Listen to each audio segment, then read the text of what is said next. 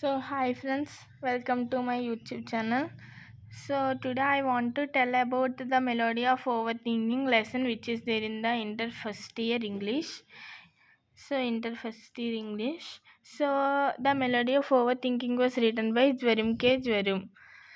ఈరోజు మనం inter first ఇయర్లో ఉన్న మెలోడీ ఆఫ్ ఓవర్ థింకింగ్ లెసన్ని చదువుదాం.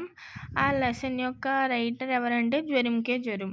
He was a famous English writer. He was known for his humorous writing style. So ఈ జ్వరం కే జ్వరం అన్న ఈ రైటర్ చాలా ఫేమస్. ఇంగ్లీష్ రైటర్లో చాలా ఫేమస్. సో తను ఏది రాసినా, ఏ స్టోరీ రాసినా అందులో చాలా కామెడీగా, చాలా నవ్వుకునే స్టైల్లోనే ఉంటుంది ప్రతిదీ కూడా.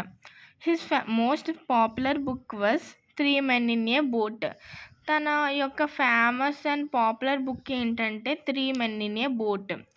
ఇది ఏంటంటే చాలా కామెడీగా ఉండే ఒక స్టోరీ టైప్, చాలా కామెడీగా ఉండే ఒక టైల్.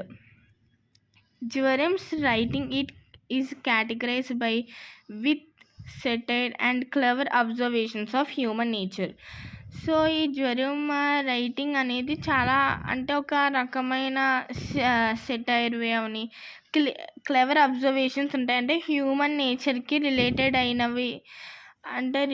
అయినవి అలా కొంచెం హ్యూమరస్ వేలో రాస్తారు, చాలా నవ్వుకునే విధానంలో లాగా రాస్తారు. So the narrator went to the British museum to read about hey fever. So ఒకరోజు నేరేటర్ బ్రిటిష్ మ్యూజియంకి వెళ్ళాడు. బ్రిటిష్ మ్యూజియంకి దేనికి వెళ్ళాడంటే తనకి హే ఫీవర్ అనే ఒక డిసీజ్ ఉంది. హే ఫీవర్ అంటే అది ఒక ఎలర్జీ. ఆ ఎలర్జీ ఏంటంటే ఎప్పుడైనా డస్ట్ ఉన్నప్పుడు తుమ్ములు అలాంటివి వస్తాయి. సో అలాంటి ఎలర్జీ కోసం అంటే అది ఏంటో ఒకసారి తెలుసుకుందామని ఒక బుక్ తీస్తాడు. ఆ బుక్లో ఏంటంటే 1700 డిసీజెస్ ఉంటాయి. ఆ బుక్లో ఒక ఆల్ఫాబెట్ మేనర్లో ఉంటాయి. సో తను హే ఫీవర్ గురించి తెలుసుకున్నాకని వెళ్తాడు.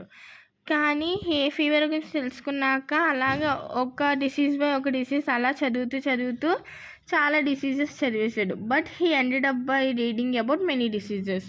సో అలా చాలా డిసీజెస్ గురించి చదువుతాడు. అలా 1700 డిసీజెస్ గురించి చదువుతాడు. ప్రతి డిసీజ్ యొక్క సిమ్టమ్ అంటే has he read the symptoms of each disease. అంటే ఏమైతే డిసీజెస్ ఉన్నాయో వాటి సిమ్టమ్స్ అన్నిటి గురించి చదువుతాడు. He began to believe that he had all of them. So ఇంకా ప్రతి డిసీజ్ యొక్క సిమ్టమ్స్ చదివాక తనకి ఏమనిపిస్తుంది అంటే తనకి ప్రతి డిసీజు ఉంది, ఏ డిసీజు లేకుండా లేదు అని అనుకుంటాడు. సో కొన్ని డిసీజెస్ ఏంటంటే అందులోవి టైఫాయిడ్ ఫీవర్, సేట్ విట్నెస్ డ్యాన్స్, బ్రైట్ డిసీజ్ అంటే kidney disease and many other. అలా ఇంకా చాలా డిసీజెస్ గురించి చదువుతాడు.